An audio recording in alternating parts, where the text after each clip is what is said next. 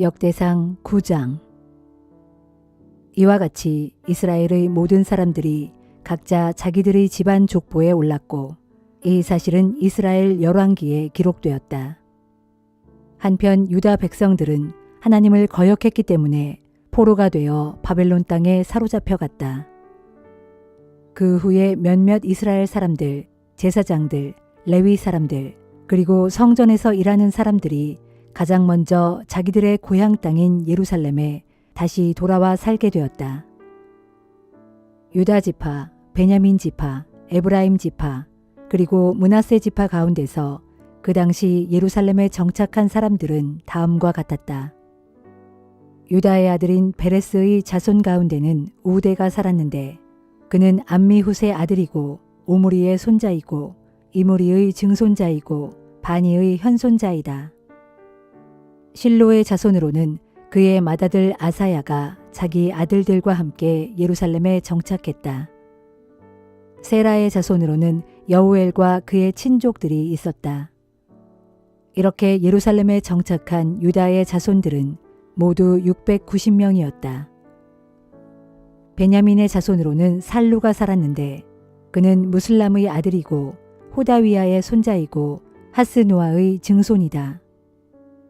또 여로함의 아들 이브느야, 미그리의 손자이며 우시의 아들인 엘라, 이브니아의 증손이고 루엘의 손자이며 이브니아의 아들인 무슬람이 살았다. 이렇게 베냐민 지파 가운데서 예루살렘에 돌아와 정착한 사람들은 그들의 족보에 따르면 모두 956명인데 이들은 모두가 자기들 집안의 족장들이었다. 제사장들 가운데서는 여다야, 여호야립, 야긴, 그리고 아사랴가 있었다. 아사랴는 힐기야의 아들이고 무슬람의 손자이며 사독의 증손이고 무라요세의 현손이며 성전 관리의 책임자였던 아히두베의 5대손이다. 또 여로함의 아들 아다야가 있었는데 여로함은 바수훌의 아들이고 바수훌은 말기야의 아들이고 말기야는 마아세의 아들이고 마아세는 아디엘의 아들이고 아디엘은 야세라의 아들이고 야세라는 무슬람의 아들이고 무슬람은 무실레밋의 아들이고 무실레밋은 임멜의 아들이다. 또 그들의 친족들도 있었는데 그들은 각자 자기들 집안의 우두머리로서 그 수는 1760명이었다. 그들은 모두 하나님의 성전을 잘 섬길 수 있는 유능한 사람들이었다. 레위 사람들 가운데는 무라리의 자손인 스마야가 예루살렘에 정착해 살았는데 그는 핫숲의 아들이고 핫숲은 아스리감의 아들이고 아스리감은 하사비아의 아들이다. 또 박박갈, 헤레스, 갈랄, 그리고 맏다냐도 예루살렘에 정착해 살았는데 맏다냐는 미가의 아들이고 미가는 시그리의 아들이며 시그리는 아삽의 아들이다. 또 오바댜도 있었는데 오바댜는 스마야의 아들이고 스마야는 갈랄의 아들이며 갈랄은 여두둔의 아들이다.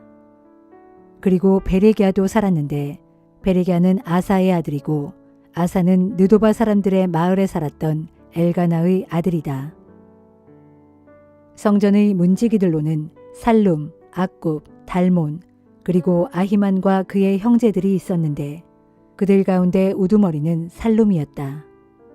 살룸의 자손은 오늘날까지도 성전 동쪽에 있는 왕의 문을 지키고 있다. 이들 성전 문지기들은 모두 레위 지파에 속했다. 고레의 아들이요 에비아삽의 손자이며 고라의 증손인 살룸과 그의 친족들 곧 고라 가문은 그들의 조상들과 마찬가지로 성막문을 지키는 일을 맡아서 했다. 예전에는 엘르아살의 아들 비느아스가 성막문을 지키는 자들의 총 책임자였는데 주께서 그와 함께 하셨다. 무셀레미아의 아들 스가랴는 회막문을 지키는 문지기였다. 예루살렘에서 성전 문지기로 뽑힌 사람들은 모두 212명이었다. 그들은 모두 자기 마을에서 족보에 등록된 자들이었다. 일찍이 다윗과 선견자 사무엘은 그들을 신실하게 여겼기에 그들에게 성전 문지기의 임무를 맡겼다. 그들과 그들의 자손들은 대대로 성전 문, 곧 성막문을 지키는 임무를 맡았다. 성전의 문지기들은 성전의 동서남북 사방에 배치되었다. 그들은 각자 자기들의 마을에 살면서 순번제로 예루살렘 성전에 올라와서 7일 동안씩 자기들의 직무를 수행했다. 그들 중 레위 사람인 4명의 우두머리 문지기들은 성전의 방들과 창고들을 지키는 일을 맡았다. 그들 성전 봉사자들은 밤에도 성전 구내에 그대로 머물면서 항상 보초를 서고 매일 아침마다 성전 문을 여는 일을 했다. 그들 가운데 몇몇은 성전에서 사용하는 제사용 그릇을 책임 맡아서 그릇을 쓸 때마다 세어서 내어주고 또다시 세어서 받아들였다.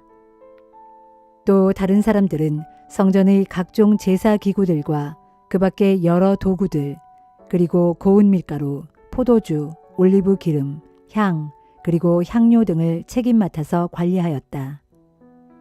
그러나 여러 가지 향료를 혼합해서 향유를 만드는 일은 제사장의 아들들 가운데서 맡았다. 레위 사람 마띠디아는 항상 제물로 쓸 빵 굽는 일을 맡았다. 그는 고라의 자손으로서 살룸의 맏아들이었다. 또 그 핫자손 중에서 그들의 친족 몇 사람은 안식일마다 상위에다 새로 차려놓을 빵을 준비하는 일을 맡았다. 또 성전에서 찬양을 맡은 사람들도 있었는데 이들은 모두 레위 집안의 우두머리로서 성전에 딸린 방에 묵었다. 그들은 밤낮을 불구하고 언제든지 찬양하는 일을 도맡아서 해야 했으므로 성전의 다른 일들을 하지 않았다. 이들 모두가 자기들 집안의 족보에 오른 레위 지파의 족장들로서 모두 예루살렘에서 살았다. 기브온에는 그 성읍을 세운 여이엘이 살았다. 그의 아내는 마아가였다. 여이엘의 맏아들은 압돈이고 그 뒤를 이어 술, 기스, 바알, 넬, 나답, 그돌, 아히오, 스가랴 그리고 미글롯이다. 미글롯의 아들은 시므암이었고 이들은 모두 자기 형제들과 나란히 예루살렘에서 살았다.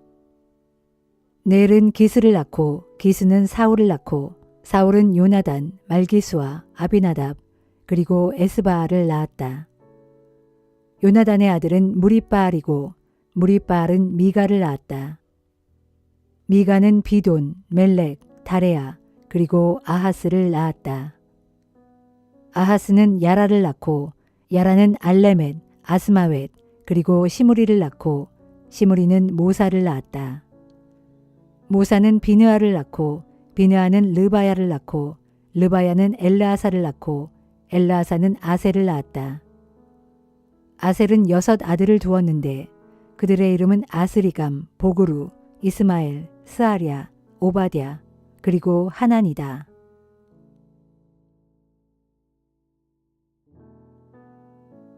역대상 10장. 블레셋 사람들이 이스라엘에 쳐들어왔다. 이스라엘 사람들은 블레셋 사람들 앞에서 도망치다가 많은 사람들이 길보아 산에서 죽었다. 블레셋 군사들은 이스라엘의 사울 왕과 그의 아들들을 추격하여 사울의 세 아들 요나단과 아비나답과 말기수아를 쳐 죽였다. 마침내 사울 왕의 주변에서 치열한 전투가 벌어졌고 블레셋의 활 쏘는 자들이 사울을 알아보고 사울을 향해 집중적으로 화살을 쏘아대자 사울이 화살에 맞아 큰 상처를 입었다. 그러자 이스라엘의 사울 왕은 자신의 무기를 들고 따라다니는 부관 병사에게 명령을 내렸다. 네 칼을 뽑아 나를 찔러라. 이대로 있다가는 저 할례받지 않은 블레셋 군사들에게 사로잡혀 모욕을 당하겠다. 그러나 사울 왕의 무기를 들고 따라다니는 부관 병사는 너무 두려워서 감히 왕을 찌르지 못했다. 그러자 다급해진 사울 왕은 스스로 칼을 뽑아 세우고는 그 칼 위에 엎어져 죽었다. 사울 왕의 무기를 들고 따라다니는 부관 병사도 사울 왕이 죽은 것을 보고는 자신도 칼을 뽑아 세우고 그 위에 엎어져 함께 죽었다. 이렇게 해서 사울 왕과 그의 세 아들 그리고 그의 온 집안이 함께 죽었다. 이스라엘 군대가 블레셋 군대에게 크게 패하고 사울 왕과 그의 아들들이 모두 죽었다는 소식이 이스라엘 골짜기에 퍼져나가자 거기에 살던 이스라엘 주민들은 모두가 자기들의 성읍을 버리고 도망쳤다. 그러자 블레셋 사람들이 몰려와서 그 성읍들을 차지하고 살았다. 전투가 끝난 이튿날 블레셋 군사들이 싸움터에 와서 죽은 사람들의 물품을 약탈하다가 길보아 산중에 쓰러져 있는 사울 왕과 그의 아들들을 발견했다. 그들은 사울 왕의 옷을 벗긴 후 머리를 잘라 갑옷과 함께 가져갔다. 그리고 그들은 블레셋 온 땅의 곳곳에 사람들을 보내어 그들의 우상들과 백성들에게 승리의 소식을 전했다.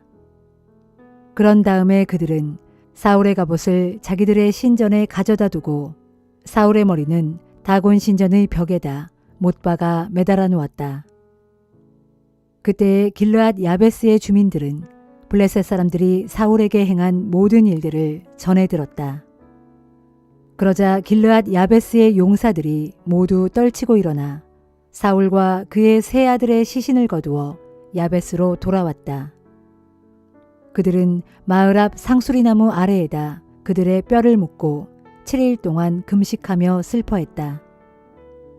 사울 왕이 이렇게 죽은 것은 그가 주를 거역했기 때문이었다. 사울 왕은 주의 가르침을 따르지 않았고 도리어 무녀를 찾아가 점을 쳤다. 그러면서도 그는 주께 길을 묻지 않았다. 그러므로 주께서는 사울을 죽게 하시고 그의 나라를 이새의 아들 다윗에게 넘겨주셨다.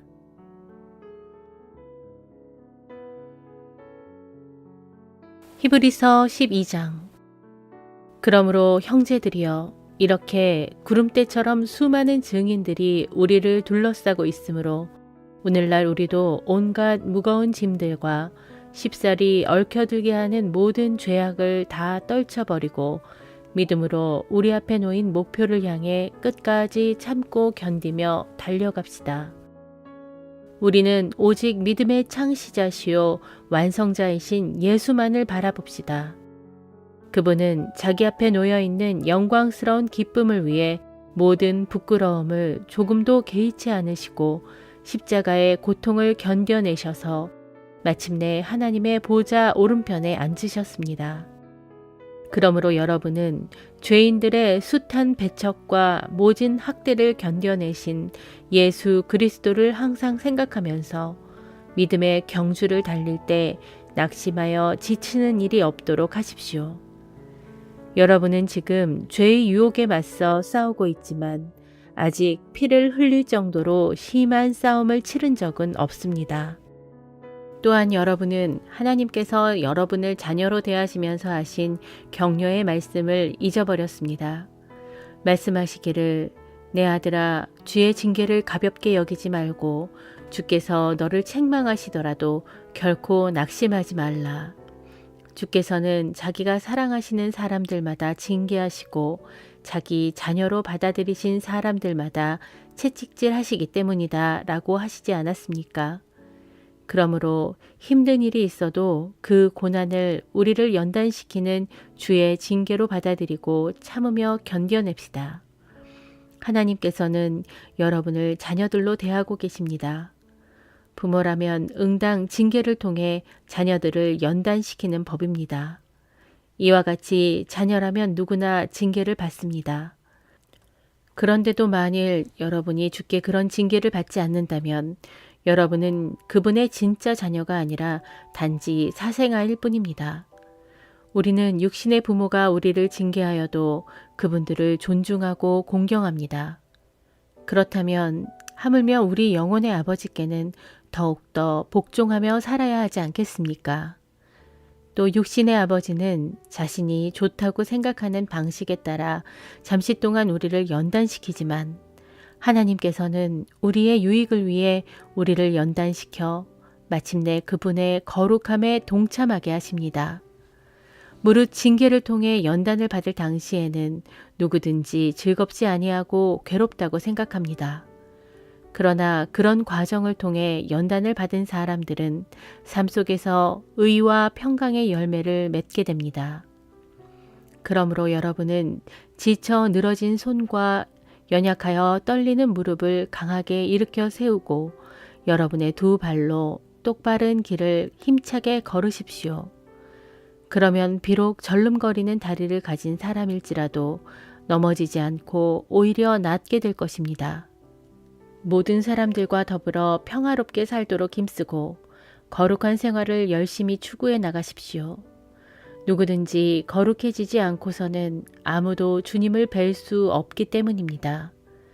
아무도 하나님의 은혜에서 떨어져 나가는 일이 없도록 삼가 자신을 늘 살피고 또한 여러분 사이에 독초가 생겨나서 문제를 만드는 일이 없도록 잘 단속해서 그로 인해 많은 사람들이 피해를 입는 일이 없도록 주의하십시오. 또한 성적인 문란함에 빠지지 말고 그 옛날 야곱의 형 에서처럼 세속적인 불신앙의 사람이 되지 않도록 조심하십시오. 에서는 팥죽 한 그릇에 장자의 권리를 야곱에게 팔아넘긴 사람입니다. 여러분도 잘 알다시피 그 뒤에 에서는 아버지에게 장자의 축복을 받으려고 계속 매달렸지만 거절당했습니다. 후회의 눈물을 줄줄 흘리면서 축복을 간구했지만 이미 때가 늦었기에 회개의 기회를 얻지 못했습니다. 오늘날 여러분이 믿음으로 나아가 다다른 곳은 그 옛날 이스라엘 백성들이 율법을 받았던 시내산 같은 곳이 아닙니다. 곧 육신으로 나아가 손으로 만져볼 수 있고 맹렬한 불이 타오르고 검은 구름과 흑암이 뒤덮고 폭풍이 세차게 일고 나팔 소리가 크게 울리고 두렵고 큰 음성이 들려오는 그런 곳이 아닙니다. 그때의 시내산에서 그 음성을 들은 이스라엘 백성들은 더 이상 하나님께서 자신들에게 계속 말씀하시지 않기를 엎드려 빌었습니다. 그것은 비록 짐승일지라도 이 산에 닿으면 돌로 쳐 죽여야 한다 라고 하신 하나님의 명령을 그들이 도무지 감당할 수 없었기 때문입니다. 심지어 그 광경을 본 모세마저도 얼마나 무서웠던지 나는 너무 두렵고 떨린다 라고 고백했습니다. 그러나 오늘날 여러분이 믿음으로 다다른 곳은 시내산이 아니라 시온산입니다. 곧 살아계신 하나님의 도성인 하늘나라의 예루살렘입니다. 정녕 오늘날 여러분이 다다른 그곳에는 수많은 천사들의 무리와 그 이름이 하늘나라에 등록된 장자들의 교회와 모든 민족을 심판하시는 하나님과 이미 완전해진 의인들의 영혼과 새 언약의 중보자이신 예수 및 아벨의 피보다 더 크고 나은 효력을 발한 예수께서 뿌리신 속죄의 피가 있는 곳입니다. 그러므로 여러분은 부디 여러분에게 말씀하시는 분을 거역하지 않도록 조심하십시오. 옛적 이스라엘 사람들이 땅에서 경고한 모세를 거역하고도 그 형벌을 피할 수 없었거늘 하물며 오늘날 우리가 하늘에서 우리에게 경고하시는 하나님의 말씀을 거역한다면 어찌 그 형벌을 피할 수 있겠습니까? 그때 시내산에서 발하신 하나님의 음성은 온 땅을 뒤흔들었지만 이제는 하나님께서 경고하시기를 내가 한 번 더 땅뿐만 아니라 하늘까지도 뒤흔들겠다라고 하셨습니다. 여기서 한 번 더라고 하신 말씀은 흔들리는 것들, 곧 이 세상의 모든 흔들리는 피조물들을 다 없애버리시겠다는 뜻입니다. 그렇게 하시는 까닭은 흔들리지 않는 영원한 것들만을 영원토록 남아있게 하시려는 것입니다. 그러므로 오늘날 우리가 흔들리지 않은 영원한 나라를 받게 된 것에 진정 감사를 드리면서 경건함과 떨리는 마음으로 하나님을 합당하게 섬겨 그분을 기쁘게 해드립시다. 참으로 우리 하나님께서는 모든 것들을 다 태워 없애는 분이십니다.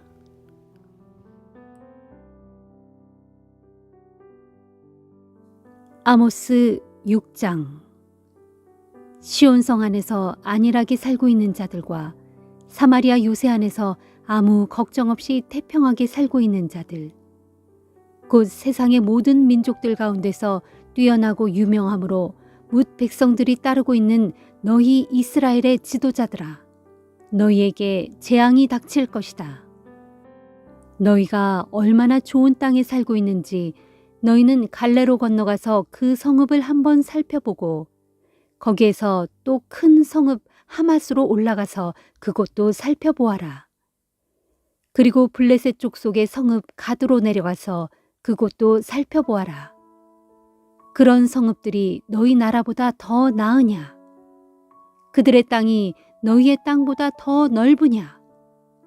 너희는 재앙의 날을 멀리 피하려고 하면서도 너희의 행위는 도리어 그런 폭력의 자리로 가까이 나아가고 있다.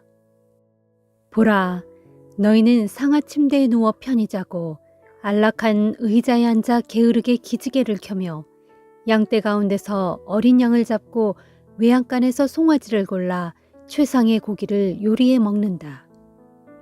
너희는 또 비파 연주에 맞추어 헛된 노래나 흥얼대고 자기들의 기분을 즐기려고 다윗처럼 악기를 만들고 있다. 너희는 또 큰 대접으로 포도주를 퍼마시고 비싼 향유를 몸에 잔뜩 바르면서도 조만간 요셉 집안에 닥칠 재앙에 대해서는 아무런 걱정조차 하지 않는다. 그러므로 이스라엘의 지도자들아, 이제는 너희가 가장 먼저 사로잡혀 포로로 끌려갈 것이다. 안락 의자에 앉아 게으르게 기지개를 켜며 요란스럽게 흥청망청 즐기던 너희의 잔치판은 끝장날 것이다. 전능하신 만군의 주 하나님께서 자신의 이름을 걸고 스스로에게 맹세하셨다. 내가 야곱의 교만을 싫어하고 그들의 요새를 미워한다. 그러므로 내가 그들의 모든 성읍들과 그 성읍들 안에 있는 모든 것들을 그들의 대적에게 반드시 넘겨주겠다. 그날에는 한 집에 10사람이 살아남았다고 해도 그들 역시 다 죽게 될 것이다. 그러면 시체를 불살라 장례를 치러줄 친척이 와서 그 시체를 집 밖으로 옮기면서 집 안에 있는 사람에게 묻기를 아직도 내 곁에 남아있는 시체가 더 있느냐 하면 그가 대답하기를 이젠 없다 하면 또 그 친척이 또 말하기를 쉿, 이제부턴 조용히 하라. 너도 주의 이름을 함부로 부르다가는 자칫 죽을지도 모른다 할 것이다. 보라, 주께서 명령을 내리셨으니 대적들이 와서 이스라엘의 모든 큰 집들은 쳐서 둘로 갈라지게 하고 모든 작은 집들은 쳐서 산산조각을 낼 것이다. 말이 어찌 울퉁불퉁 솟아나온 바위 위에서 힘차게 달릴 수 있겠으며 또 그런 곳에서 소가 어찌 쟁기질을 할 수 있겠느냐. 그런데도 너희는 공의를 뒤엎어 쓸개마냥 독약으로 바꾸었고 다디단 정의의 열매를 쓰디쓴 쑥으로 바꾸었다. 로드발, 곧 헛된 것으로 기뻐하는 너희들은 스스로 말하기를 우리가 우리의 힘으로 우리의 가르나임, 곧 우리의 뿔을 취하지 않았더냐 하고 자랑한다. 그러나 전능하신 만군의 주 하나님께서 너희에게 말씀하신다. 이스라엘 족속아, 이제 내가 한 나라를 일으켜 너희를 치게 할 것이니 그 나라가 너희를 쳐서 너희의 온 땅, 곧 북쪽의 하맛 어귀에서부터 남쪽의 아라바 시내에 이르기까지 너희의 온 땅을 차지하고 너희를 억압할 것이다.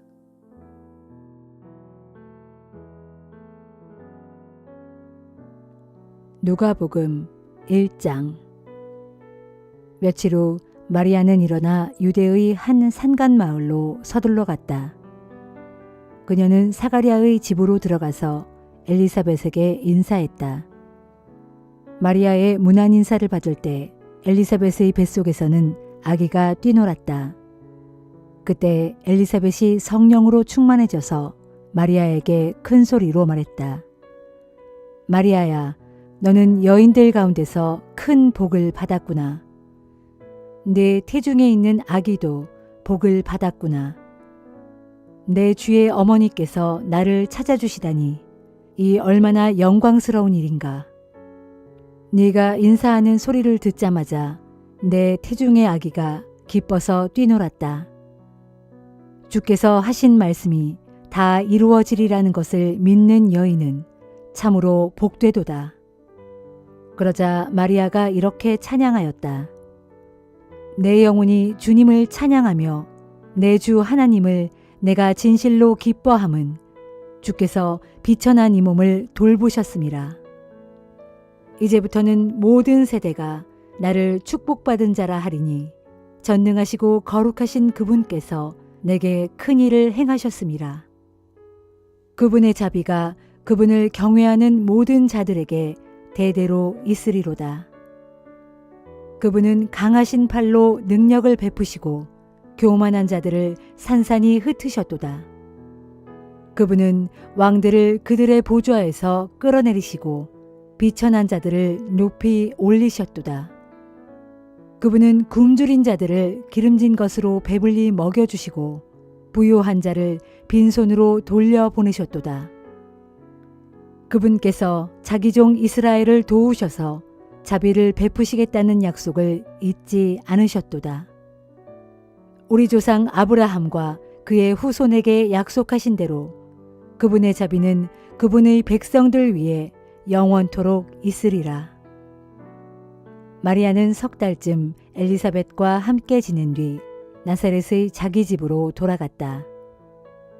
마침내 사가랴의 아내 엘리사벳은 달이 차서 아들을 낳았다. 그 소식은 이웃과 친척들에게 금세 퍼져나가 모두가 주께서 그녀에게 베푸신 큰 은혜로 인해 다 함께 기뻐하였다. 아기가 태어난 지 8회째 되는 날, 사람들이 할례의식을 치르기 위해 모였다. 사람들은 아버지의 이름을 따라 그 아기의 이름을 사가랴로 지으려 했다. 그러나 엘리사벳이 큰 소리로 말했다. 안 됩니다. 요한이라고 불러야 합니다. 사람들이 말했다. 당신 집안에는 그런 이름을 가진 사람이 아무도 없지 않소. 그래서 사람들은 아기 아버지에게 손짓으로 물어보았다. 그러자 사가랴가 손짓으로 서판을 달라고 한 뒤 아기의 이름은 요한이다 라고 쓰자 모두가 깜짝 놀랐다. 바로 그 순간 사가랴의 입이 풀려 다시 말을 할 수 있게 되자 그는 하나님을 찬양했다. 이웃 사람들은 모두가 크게 놀랐고 이 소문은 유대 산골에 두루 퍼져나갔다. 그 소문을 들은 사람들은 다들 놀라워하며 이 아기가 장차 어떤 사람이 될까 하고 궁금하게 여겼다. 주의 손길이 그 아기와 함께하고 있는 것이 분명했기 때문이었다. 그 무렵 요한의 아버지 사가랴가 성령이 충만하여 이렇게 예언했다. 주 이스라엘의 하나님을 찬양하라. 주께서 자기 백성에게 오셔서 그들을 해방시키셨도다. 자기 종 다윗의 가문에서 구원의 뿔을 높이 들어 올리셨도다. 오래 전부터 자기의 거룩한 예언자들을 통하여 약속하신 그대로 주께서 우리를 원수들에게서 구원하시고 미워하는 자들의 손에서 건지셨도다. 우리 조상에게 자비를 베푸시고 자기의 거룩한 약속을 기억하셨도다. 이것은 주께서 우리에게 주시려고 우리 조상 아브라함에게 하신 맹세이니 우리를 원수들에게서 건져주시고 두려움 없이 하나님을 섬기게 하시며 우리를 거룩하고 의롭게 만드셔서 평생 동안 주 앞에서 살아가게 하셨도다. 너 아가야, 너는 가장 높으신 분의 예언자라 불리게 되리니 네가 주보다 앞서서 주를 위해 길을 예비하겠음이라. 너는 주의 백성에게 죄사함을 받아 구원에 이르는 길을 가르쳐 주리라. 우리 하나님의 사랑과 자비로 인하여 드높이 떠오른 태양이 어둠과 죽음의 그늘에 앉아있는 자들에게 빛을 비추고 우리의 발을 평강의 길로 인도하시리라. 아기는 자라면서 날로 심령이 강건해졌고 이스라엘 백성들 앞에 공개적으로 나타날 때까지 광야에서 홀로 살았다.